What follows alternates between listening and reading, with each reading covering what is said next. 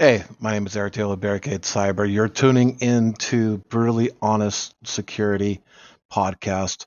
And before we get started with the show, if you're watching this on YouTube, please like and subscribe. If you're checking this out on Spotify, Apple, iHeart, or any of the podcast medias that you're listening to, do us a favor. If you enjoyed this, please give this thing 5 stars. Tell someone about us, and let's grow this channel. We're bringing cybersecurity in a blunt manner so that way people can understand it and get to the heart of the core issues. With that, let's get on with the podcast.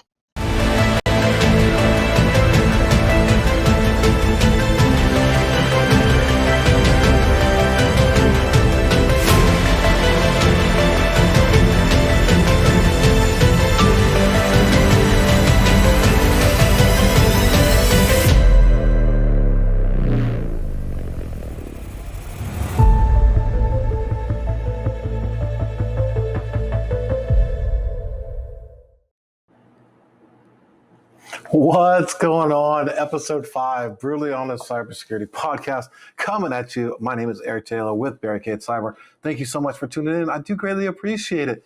This was going to be kind of an informal one. I've been seeing a lot of stuff going on, and I haven't been able to really talk to y'all in the past couple of weeks because of personal stuff going on, things of that nature. But I definitely wanted to come to y'all today. We are all, post food coma from Turkey Day.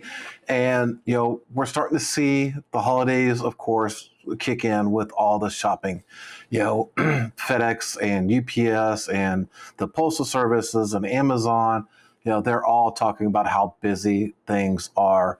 And the news came out today, or was it yesterday, where FedEx has admitted that their tracking system is able to be easily mimicked and be able to, track packages in your geographic location. What does that mean? That means porch pirates are going to be at an all-time high this time of year, right? We've all seen the news, as we've all seen, if you haven't looked at the, was it Mark Warburg or something of that nature, the dude that sent a rover to either Moon or Mars or something? I forget. Sorry. I told you, this thing's a little unscripted. But he, did the Porch Pirate Revenge, where he put some iPhones and a bunch of glitter and a fart gun and just all kinds of stuff in there, right? Just trying to pay back these porch pirates. And I think he even put the entire build on his Crunch Labs repo. But I've said it many times before that we need to, have communications with other folks, and we need to have that conversation with our neighbors and everyone else about what, things are going on in cybersecurity. I feel like a lot of times I am speaking in an echo chamber where everybody I talk to is like, yeah, we know all this stuff, right? But this is really to you that are like, yeah, we know. Are you talking to your neighbors? Are you looking out for your neighbors? One thing I've done, and I didn't ask them for permission by any means, but I start looking around at my neighbors in my neighborhood, and I start looking at trends. Or if they're going to be gone most of the day, do they close their blinds and stuff? And it's not to rob them. It's to look and be like, okay, I see their blinds in their front bed or in their front dining room are closed. That means they're probably going to be away, and they've got 6 packages sitting on their porch. Now, in one neighbor, they have a porch that, has lattice and everything else like that, so you can easily tuck it away so it's not easily visible from the street, right? One other neighbor, I literally put it in my garage, and I put a note on their door and said, hey, I seen you're out, and sorry if this offends you, but I wanted to protect you and your packages. Just come over and pick them up. And I'm starting to have more conversations with, the other people in my neighborhood and say, hey, let's start looking out for each other. And things of that nature. Because, you know, let's just be honest. Once the package is delivered to your house, it's on you. You can't get a replacement because somebody stole it. So we got to look out for one another.